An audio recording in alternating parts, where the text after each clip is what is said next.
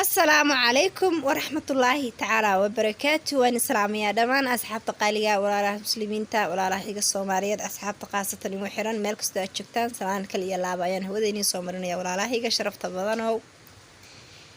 إن سيدا أقولنا ولا ليال رمضان كأي سودو وأنا رمضان كسوق بشارينه ما شاء الله تبارك الله وأنا حسوس إنه قفك وجوه رمضان ك إن إذا حسوسينا نقضاء يعني شعليستي ما شاء الله خير كوا وح أنا بهنا هاي أو miisaanka xasanaadkana loogu kordhinayo marka walaalahayga qaaliga ah laga faa'iideysto insha Allah Ramadaanka la isku diyaariyo aad iyo aad ba Ramadaanka u wanaagsan yahay marka ma sha Allah walaalahayga qaaliga oo sharafta badan isku diyaarino ayaan jeclaystay oo isugu hambalyeeyno maanta waxaan wada soo jeedaan another video videogaas insha Allah waxaan rajeynayaa inuu noqdo mid wacyigelin ku saabsan oo asxaabtayda aan ku dhiirigeliyo meel kasta ay joogaan walaalahayga sharafta leh ما شاء الله تبارك الله إن وحرتيني يا قفل بو مسلمة أو يجو حيران أو أصحاب تكو حيران حمسة أوفيشيال إن أنا همبليو رمضان كأي سودو مع المها خير إن شاء الله مع المفرحة بدن سايقتين ولا مسكوا بكرة أشري حسنات مع المها خير كبدن ولا عليه شرفت له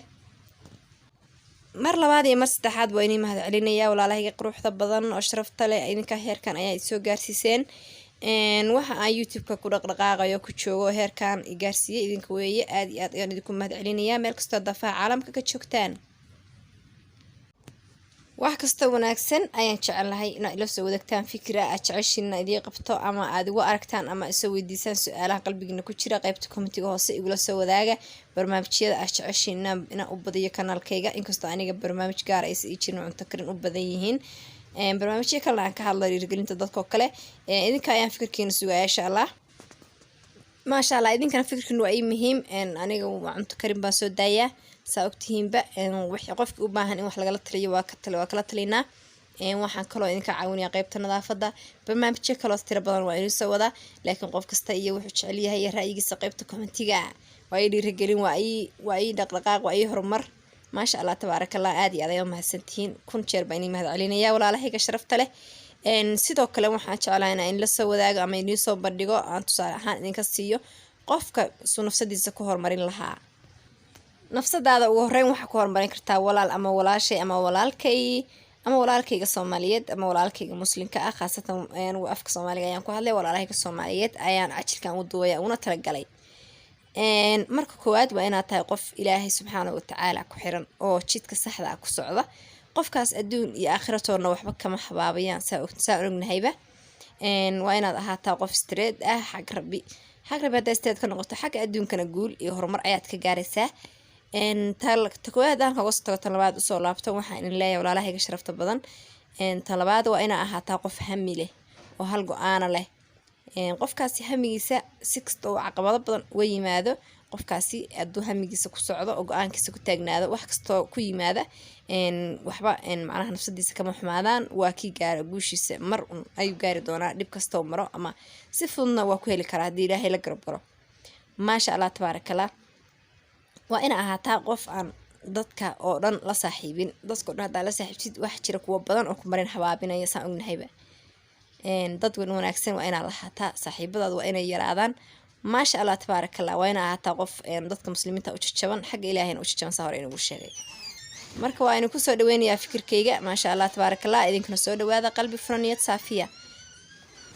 sidoo kale waa inaad ahaataa qof aan dadka talada inta badan taladiisa ama wuxuu sameyn rabo u soo bandhigin sababtoo ah hadaa u soo bandhigtid dad badan ayaa jira oo xaasid kuga ah oo macnaha guushaada kale caqabad ku noqon kara adna aad malaynaysid inay yihiin dad caadi ah oo asxaabtaada oo macnaha wax walba bariga kartid marka